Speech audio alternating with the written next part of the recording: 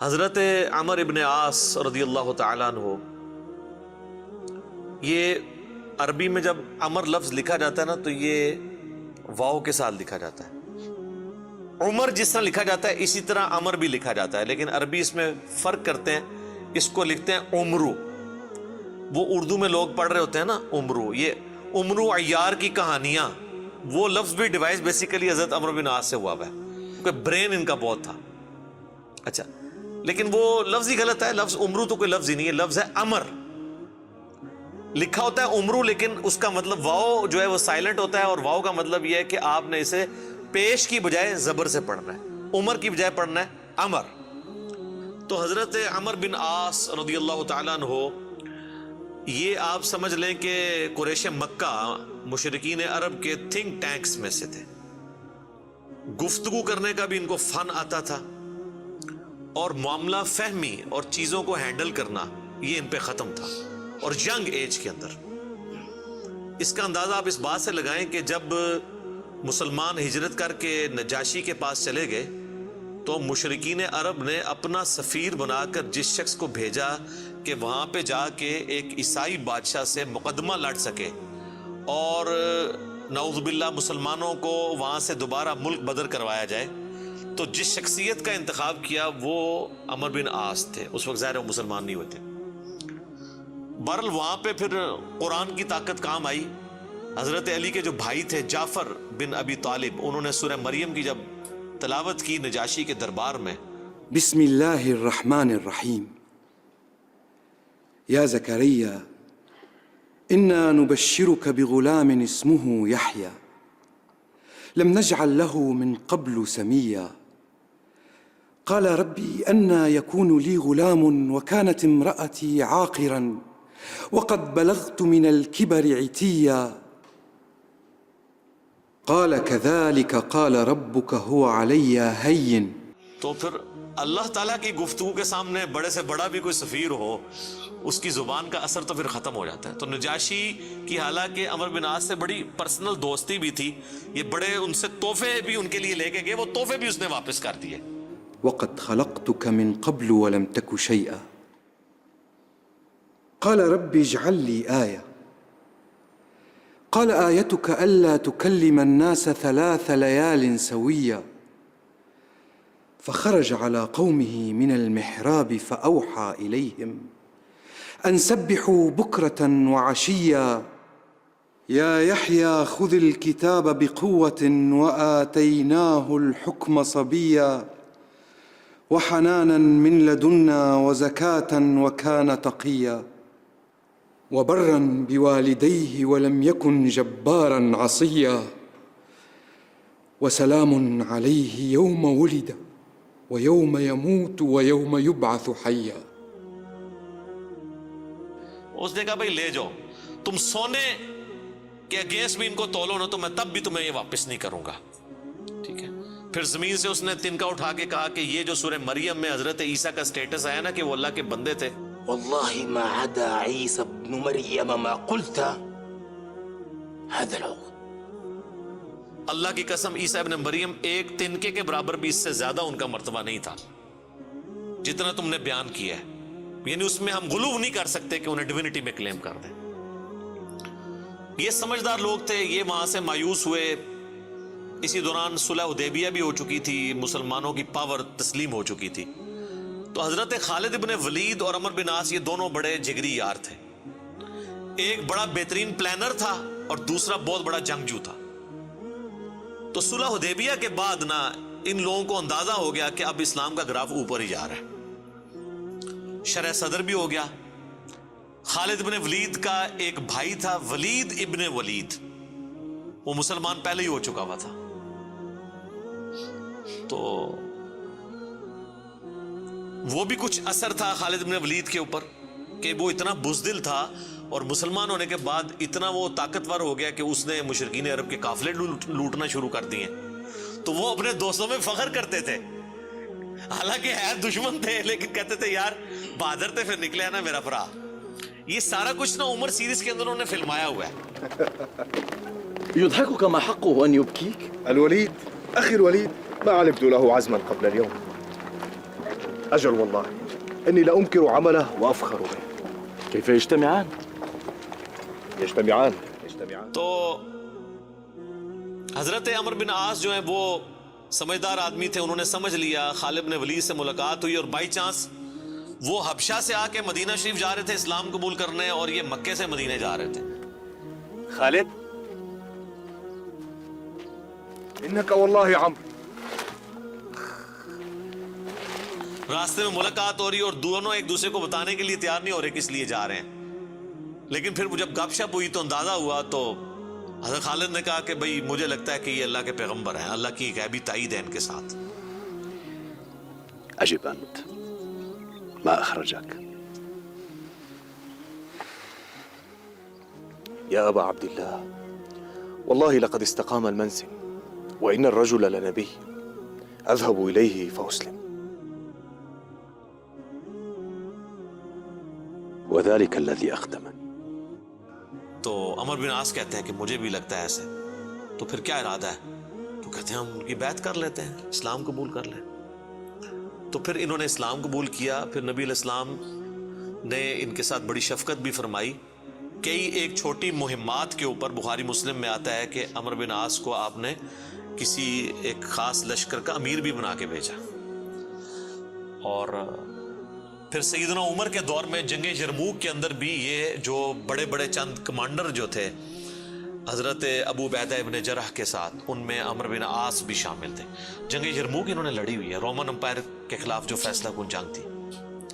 اس کے بعد پھر جب مصر کے فتح کرنے کی باری آئی تو مصر کے اوپر تو حضرت عمر بن عاص کو ہی بھیجا تھا حضرت عمر نے. تو یہ فاتح مصر بھی ہیں.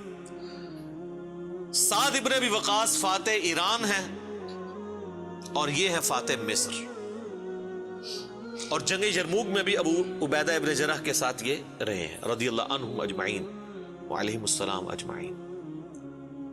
تو یہ ان کی زندگی کے اندر یہ اتار چڑھاؤ والا معاملہ رہا. لیکن پھر وقت گزرنے کے ساتھ پھر بعض اوقات انسان کے اوپر ایسے معاملات زندگی میں آ جاتے ہیں. ہم کیوں بار بار بات کرتے ہیں کہ ربنا لا تزغ قلوبنا بعد اذ ہدیتنا وہب لنا من لدنک رحمہ انک انت الوہاب. آمین. ڈر تو لگا رہنا چاہیے ہر وقت. وہ مشہور حدیث جو بخاری اور مسلم دونوں میں ہے، میں یقین کریں جب بھی وہ حدیث پڑھتا ہوں نہ کانپ اٹھتا ہوں. عقبہ بن عامر کہتے ہیں کہ نبی علیہ السلام نے اپنی وفات سے 1 مہینہ پہلے غزوہ احد کے شہداء کے قبرستان میں جا کے نماز جنازہ پڑھی اور وہیں پر ہمیں خطبہ دیا. اچھا، اس حدیث کے اینڈ پہ بڑے دردناک الفاظ ہیں. عقبہ بن عامر کہتے ہیں یہ آخری دفعہ میں نے نبی علیہ السلام کا دیدار کیا تھا، اس کے بعد میں نے حضور کو کبھی نہیں دیکھا. عقبہ بن عامر کہتے ہیں یہ والا جو خطاب ہوا تھا غزوہ احد کے شہداء کے اوپر،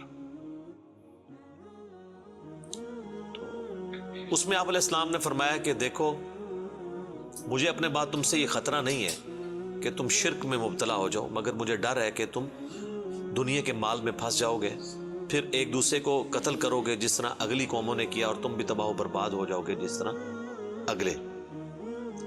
یہ پچھلے دنوں میری ایک ویڈیو بھی ریکارڈ ہوئی ہے، مجھے تم سے شرک کا خدشہ نہیں. یہ حصہ نکالا ہوا اس میں سے. سر اس حدیث میں جو سوز و گداز تھا وہ آپ کو سمجھ ہی نہیں آیا وہ کیا تھا. بخاری مسلم کے الفاظ ہیں. عقبہ بن عامر کہتے ہیں رسول اللہ ہم سے یوں گفتگو کر رہے تھے جس طرح آپ مردوں اور زندوں دونوں کو الوداع کہہ رہے ہیں، اور آپ فرمایا کہ میں اس وقت بھی اپنا حوض کوثر سامنے دیکھ رہا ہوں. یعنی اللہ تعالیٰ نے آپ کو وہ سب کچھ سامنے دکھا دیا، اور میں تمہارا پیش رو ہوں، میں آگے جا رہا ہوں، تم نے میرے پیچھے آنا ہے. آپ ڈرا رہے تھے. تو اور وہی ہوا کہ نبی علیہ السلام کی وفات کے بعد پھر دنیا کی محبت کے غلبے کی وجہ سے بنو امیہ نے جو کام کیے، اور پھر جنگ جمل صفین اور نہروان، یہ ایک دردناک چیز ہے. یوٹیوب پہ میری کئی ایک ویڈیوز اس کے اوپر ریکارڈنگ ہے. اس حدیث میں بہرحال یہ آپ چیز نوٹ کریں کہ نبی علیہ السلام نے یہ خطبہ مسجد نبوی میں دینے کی بجائے قبرستان میں کیوں دیا ہے؟ اس کی 2 ریزنز تھی. اس لیے کہ وہ قبرستان تھا غزوہ احد کے میدان میں، جہاں پر ایک واضح فتح مال غنیمت سمیٹنے کی وجہ سے شکست میں بدل گئی تھی. حالانکہ رسول اللہ موجود تھے، لیکن دنیا کی محبت کا تھوڑے سے غلبے نے رسول اللہ کی موجودگی کی بھی پرواہ نہیں کی اللہ نے، اور فتح کو شکست میں بدل دیا۔ تو آج تو رسول اللہ موجود بھی نہیں ہے، ہمیں آپ کی دعاؤں کا بھی وہ حصہ نہیں ہے جو صحابہ کو نصیب تھا صلی اللہ علیہ وآلہ وسلم رضی اللہ عنہم اجمعین۔ اور دوسرا نبی الاسلام یہ میسج دینا چاہ رہے تھے کہ غزوہ احد میں وہ لوگ اس قبرستان میں دفن ہیں جنہوں نے محنتیں کی ہیں اور پھل ملنے سے پہلے ہی وہ اسی فقر کی زندگی میں دنیا سے چلے گئے۔ حضرت حمزہ ابن عبد المطلب نے تو اسلام کا گولڈن پیریڈ نہیں دیکھا نا، ان تو قربانیاں دی ہیں نا۔ آپ اس سے اندازہ لگائیں، یہ میرا اجتہاد ہے اور یہ درست ہے کہ اگر رسول اللہ کی وفات کے وقت حضرت حمزہ زندہ ہوتے تو پہلے خلیفہ وہ بنتے، کیونکہ غزوہ بدر اور احد کے اندر نبی علیہ السلام نے آرمی چیف ان کو بنایا تھا، ابو بکر عمر عثمان و علی ان کے انڈر تھے۔ تو حمزہ بن عبد المطلب تو شہید ہوئے احد میں، ان کی لاش کا مسئلہ ہوا۔ نبی علیہ السلام نے یہ بھی میسج دیا کہ یہاں پہ، اور پھر وہاں تو اتنی دردناک حدیثیں ہیں بخاری مسلم میں کہ کفن کے لیے بھی کپڑا نہیں تھا، سر چھپاتے تھے تو پاؤں ننگے ہو جاتے تھے کہ یہ صاحب کے، پھر گھاس ڈال کے ایک قبر میں کئی مردے دفنائے گئے۔ تو نبی اسلام یہ بھی میسج دے رہے تھے کیونکہ آپ کو تو اللہ نے دکھا دیا نا۔ اسی حدیث بخاری مسلم میں آتا ہے کہ اللہ تعالیٰ نے زمین کے خزانوں کی چابیاں مجھے دے دی ہیں، اور جو بریلوی کہتے ہیں کہ حضور ہی سب کچھ بانٹ رہے ہیں، خدا کا نام ہے۔ اور میرے بھائی وہ بخاری مسلم میں باقی حدیث میں موجود ہے، وہ زمین کے خزانے رومن اور پرشین امپائر کے خزانے ہیں جو صحابہ نے فتح کرنے تھے، بیت المال میں آ کے جمع ہونے تھے۔ یہ تھا اس سے مراد کہ مجھے اللہ تعالیٰ نے عطا فرمائی ہے، مجھے اللہ تعالیٰ نے دکھا دیا ہے کہ میری امت کہاں تک پہنچے گی۔ وہ کئی ایک حدیث آپ کو مشکات کی نا 30 جلد میں نبی علیہ السلام کے فضائل کے چیپٹر میں وہ مل جائے گی۔ کئی لوگ ہمیں ای میل بھی کر رہے ہوتے ہیں یہ حضور کو جو چابیاں دی گئی ہیں تو پھر اب جس کے پاس چابی ہے اس سے ہی مانگنا چاہیے، وہ یہ تھا، ٹھیک ہے، کہ وہ رومن اور پرشین امپائر کے خزانے مسلمانوں کو ملے۔ تو بہرحال اسی کی ایگزیکیوشن بعد میں ہوئی ہے، اور حضرت عمر بن عاص بھی اس، یعنی آپ سمجھ لیں سسٹم کا کسی درجے تک حصہ بنے، اور یہ میں ان پہ کوئی فتویٰ نہیں لگا رہا، وہ خود مانتے تھے کہ میرے ساتھ ایسا معاملہ ہوا۔ مجھے حضرت عمر بن عاص سے یہ چیز یاد ہے، بڑی رکت انگیز حدیث ہے جس میں ان کے قبول اسلام کا واقعہ بھی ہے۔ صحیح مسلم میں کتاب الایمان چیپٹر میں شروع ہی میں 321 نمبر حدیث ہے انٹرنیشنل نمبر کے مطابق، اور میرے یہ جو کربلا والا ریسرچ پیپر جس میں میں نے 200 احادیث جمع کی ہیں اس کے اندر بھی آپ کو مل جائے گی۔ جنگ صفین کے حوالے سے میں وہ حدیثیں لے کے آیا ہوں۔ صحیح مسلم میں 321 نمبر۔ حضرت عمر بن عاص کی موت کا وقت جب قریب آتا ہے تو وہ دیوار کی طرف منہ کر کے رونا شروع کر دیتے ہیں۔ سر موت کے وقت انسان کو پھر اپنی زندگی میں کی ہوئی غلطیاں یاد آ جاتی ہیں۔ تو ان کا بیٹا ان کو تسلی دیتے ہوئے کہتا ہے کہ ابا جان، آپ تو نبی علیہ السلام کے قریبی ساتھیوں میں سے تھے، آپ نے رومن امپائر کی جنگیں لڑی ہوئی ہیں، جنگ یرموک، جہاد میں آپ شامل رہے ہیں، اتنے اتنے بڑے فضائل ہیں آپ کے لیے۔ تو حضرت عمر بن عاص اسے ٹوکتے ہیں، وہ کہتے ہیں کہ تم نے ایک فضیلت تو چھوڑ دی جو سب سے بھاری تھی ہمارے نزدیک، یعنی صحابی ہونے سے بھی بھاری فضیلت اس اعتبار سے، اور وہ ہے اس بات کی گواہی دینا کہ اللہ کے سوا کوئی معبود نہیں اور محمد اس کے رسول ہیں صلی اللہ علیہ وآلہ وسلم۔ تو انہوں نے کہا تم نے یہ چیز چھوڑ دی ہے، اصل چیز تو یہ ہے، ہاں جب یہ چیز حاصل ہو جائے پھر صحابی ظاہر ہے ایک بہت بڑی فضیلت ہے، لیکن صحابی بنتا ہی وہ ہے جو پہلے اس کلمے کا اقرار کرے۔ تو کہتے ہیں کہ اب وہ بیٹے کو وجہ بتاتے ہیں اپنے رونے کی، کہتے ہیں کہ بیٹا ایک وہ وقت تھا کہ مجھے رسول اللہ سے بڑی دشمنی تھی، نعوذ باللہ، اور میری زندگی کی سب سے بڑی خواہش تھی کہ اگر رسول اللہ صلی اللہ علیہ وآلہ وسلم کے بارے میں مجھے کوئی موقع ملے تو میں انہیں قتل کر دوں، نعوذ باللہ۔ میرا دل ان کے بغض سے بھرا ہوا تھا۔ اے میرے بیٹے، اگر میں اس وقت مر جاتا تو سیدھا جہنم میں جاتا، لیکن پھر اللہ تعالیٰ نے میرا سینہ اسلام کے لیے کھول دیا۔ رسول اللہ صلی اللہ علیہ وآلہ وسلم کی محبت میرے دل میں جاگزی ہوئی، اور وہ کہتے ہیں پھر مجھے اس دنیا میں رسول اللہ سے بڑھ کر کوئی محبوب نہیں تھا صلی اللہ علیہ وسلم، اور کہتے ہیں میرے بیٹے پوری زندگی نبی علیہ السلام سے مجھے محبت اور عقیدت کا وہ لیول تھا کہ میں نے کبھی بھی آنکھ بھر کے حضور کے چہرے کی طرف نہیں دیکھا، اور اگر تم مجھ سے پوچھو نا کہ میں حضور کے چہرے کے خد و خال بیان کروں تو نہیں کر سکتا. میں نے زندگی میں حضور کی ادب کی وجہ سے کبھی آپ کے چہرے کو نگاہ بھر کے بھی نہیں دیکھا. اوئے ہوئے ہوئے. اور کہتے ہیں میرے بیٹے میں اس وقت مر جاتا تو سیدھا جنت میں ہی جاتا جب میں نے اسلام قبول کر لیا. اور پھر وہ ساتھ بتاتے ہیں, کہتے ہیں میں جب اسلام قبول کرنے کے لیے گیا تو نبی الاسلام نے اپنا دایاں ہاتھ آگے بڑھایا تو میں نے بھی آگے بڑھا کے پیچھے کھینچ لیا, اور میں نے کہا یا رسول اللہ پہلے مجھے گارنٹی دیں کہ میرے پچھلے سارے گناہ معاف ہوں جو میں نے اسلام کے خلاف کیے ہیں.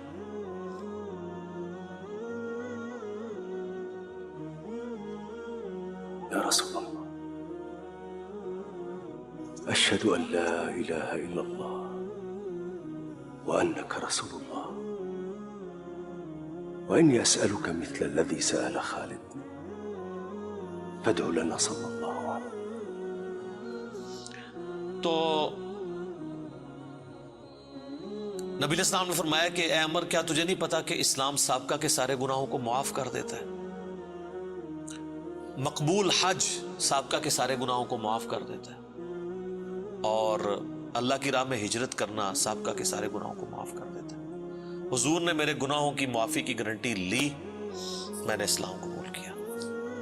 اے میرے بچے اگر میں اس وقت مر جاتا تو سیدھا جنت میں جاتا, لیکن پھر میری زندگی میں ایک تیسرا وقت آیا, پھر مجھ سے وہ کچھ ہوا جو نہیں ہونا چاہیے تھا. یہ حدیث مسند احمد کے اندر بھی موجود ہے, صرف صحیح مسلم میں نہیں ہے. اس میں تو خیر اور بہت سارے الفاظ ہیں, وہ میں بعد میں وہ طریق بیان کرتا ہوں. کہتے ہیں بہرحال پھر مجھ سے جو کچھ ہوا, اب میں اللہ سے امید کرتا ہوں کہ اللہ تعالیٰ مجھے معاف کرے گا, آمین. جب میں مر جاؤں تو میری قبر کے ساتھ, میری لاش کے ساتھ, میت کے ساتھ کوئی آگ نہیں ساتھ لے کر جانی, اور نہ کوئی نوحہ کرنے والی عورت ساتھ لے کے جانی ہے. اور مجھے دفنانے کے بعد میری قبر کے اوپر پانی چھڑک دینا, جس طرح نبی الاسلام کی سنت ہے کہ آپ دفنانے کے بعد پانی چھڑکتے تھے. اور اس کے بعد میری قبر پہ اتنی دیر موجود رہنا جتنی دیر ایک اونٹ کو نہر کر کے اس کا گوشت تقسیم کیا جاتا ہے, یعنی کم از کم 2 گھنٹے تک, تاکہ میں اپنی قبر سے مانوس ہوں اور دیکھو میں اللہ کے بھیجے ہوئے فرشتوں کو پھر کیا جواب دیتا ہوں. یعنی اس سے حضرت عمر بن عاص نے یہ بھی عقیدہ دیا کہ اسی زمینی قبر کے اندر حساب و کتاب ہوتا ہے, لیکن اس کو کوئی دیکھ نہیں سکتا. یعنی اگر ایگزیکٹ آپ کیمرہ فٹ کر دیں تو یہ جو کیپٹن عثمانی برزخی گروپ جو لوگ کہتے ہیں نا وہ کہیں اور قبر ہوتی ہے, تو حضرت عمر بن عاص کا یہ عقیدہ نہیں تھا.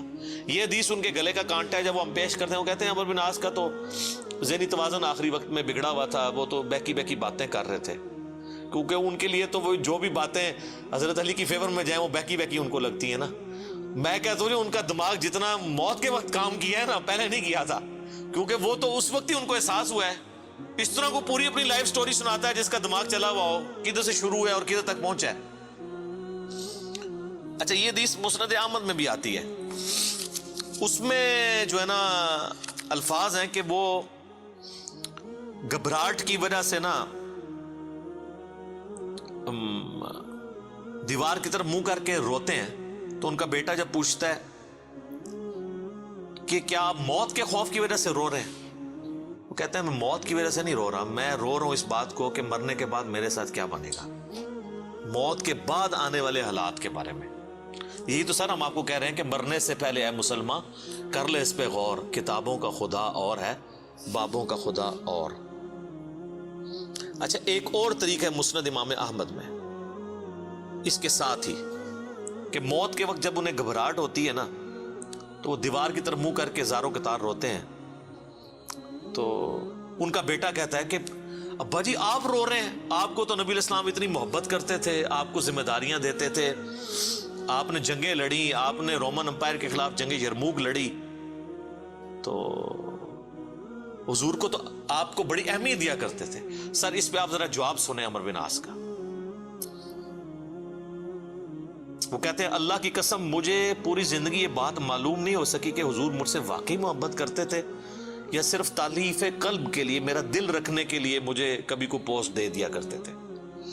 لیکن 2 بندے ایسے ہیں جن کے بارے میں دل سے گواہی دیتا ہوں کہ رسول اللہ اپنی وفات تک ان سے محبت کرتے تھے.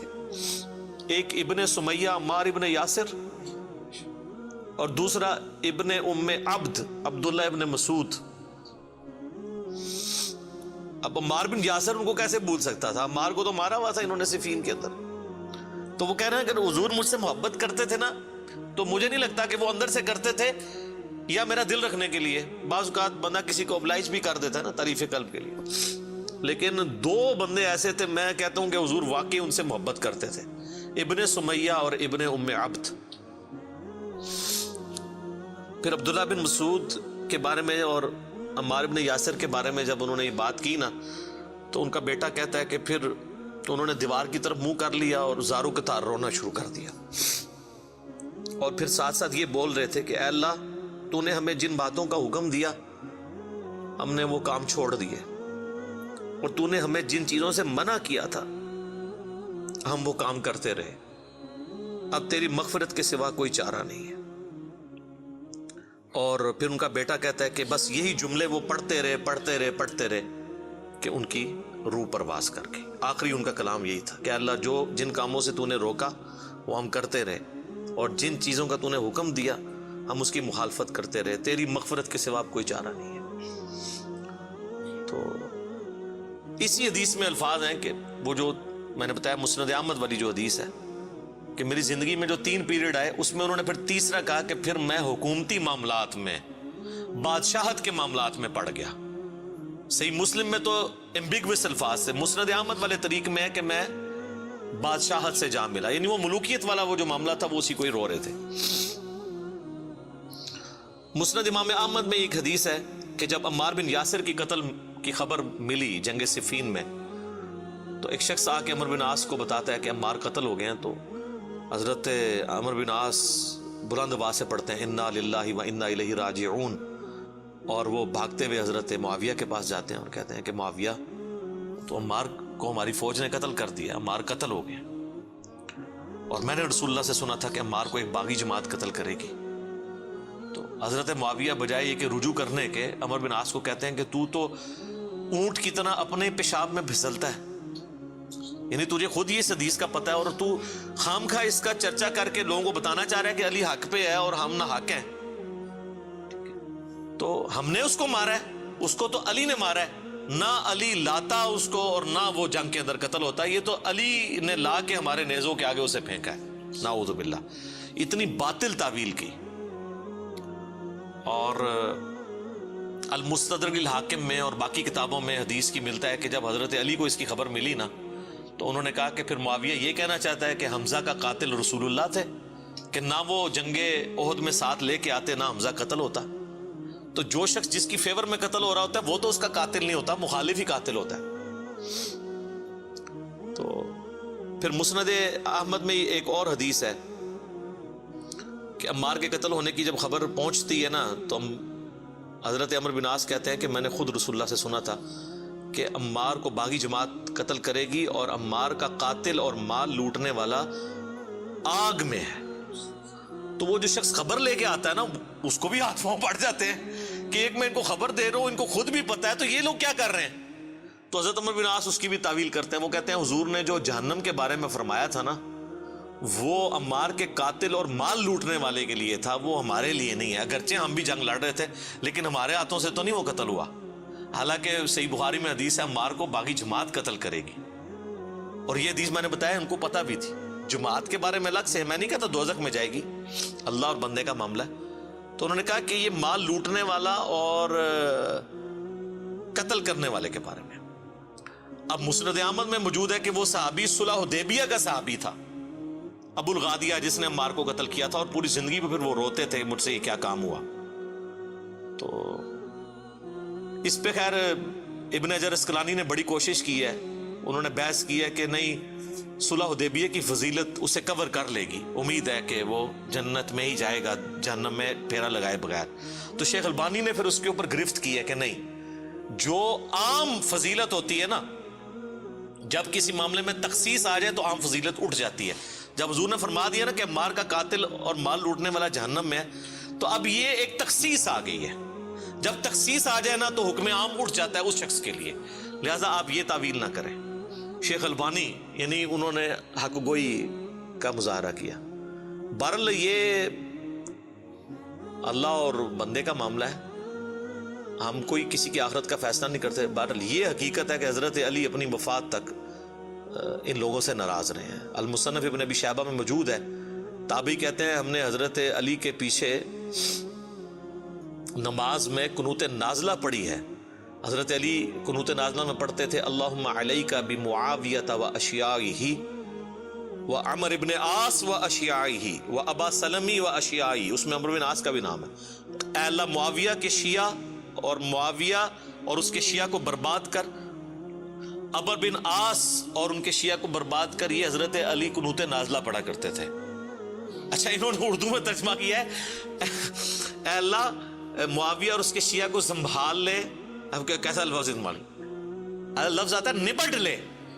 وہ اب وہ کہیں گے سنبھال مطلب ہے کہ انہوں نے سام، تو وہ تعویل کریں گے. تو میں نے اس لیے ترجمہ کیا تباہ و برباد کر، کیونکہ یہ علیکہ کے ساتھ جب بات کی جاتی ہے نا تو یہ آپ قنوت نازلہ پڑھ رہے ہوتے ہیں نا یہود و نصارہ کے اوپر بھی، تو اس میں بھی اللہم علیکہ یہ تو نہیں تھا ان کو سنبھال لے. سنبھال لیتے سانو ہی اللہ سانو سنبھال رہا تھے یار. تو وہ ترجمہ ایسا کرتے ہیں کہ وہ اس کو نا بدل دیتے ہیں. بہرحال آج کی ڈیٹ میں ہم تو یہی کہیں گے کہ حضرت عمر بن عاص رضی اللہ تعالیٰ عنہ کا موت کے وقت رونا اور اللہ کی طرف رجوع لانا، اللہ تعالیٰ ان کی غلطیوں کا کفارہ اس کو بنائے. باقی انشاءاللہ تعالیٰ ایک تو چیز ہے حضرت عمر بن عاص کے لیے مجھے مولا علی سے ایک گارنٹی مل گئی ہے. مصنف ابن ابی شیبہ میں موجود ہے کہ اہل صفین کے بارے میں جب مولا علی سے پوچھا گیا تو انہوں نے کہا کہ میں امید کرتا ہوں کہ میری طرف سے شہید ہونے والے تو جنتی ہیں ہی ہیں، میرے مخالفین بھی جنتی ہیں. پھر قیامت والے دن اللہ کی بارگاہ میں معاملہ میرے اور معاویہ کے درمیان طے ہوگا. تو میرے خیال ہے حضرت عمر بن عاص کو مولا علی نے پھر قنوت نازلہ کے بعد یہ فرما کے نکال دیا، اور آپ دیکھ لیں وہ روئے بھی بہت ہیں آخری وقت میں. میں ویسے جب بھی یہ حدیث پڑھتا ہوں پھر عمر بن عاص کے لیے میرا دل نرم ہو جاتا ہے کہ انہوں نے مرنے سے پہلے اللہ کی طرف رجوع لائے ہیں رضی اللہ تعالیٰ عنہ وعلیہ السلام. اذانیں شروع ہو جاتی ہیں، بقیہ کے سوالات انشاءاللہ اذان کے وقفے کے بعد انشاءاللہ.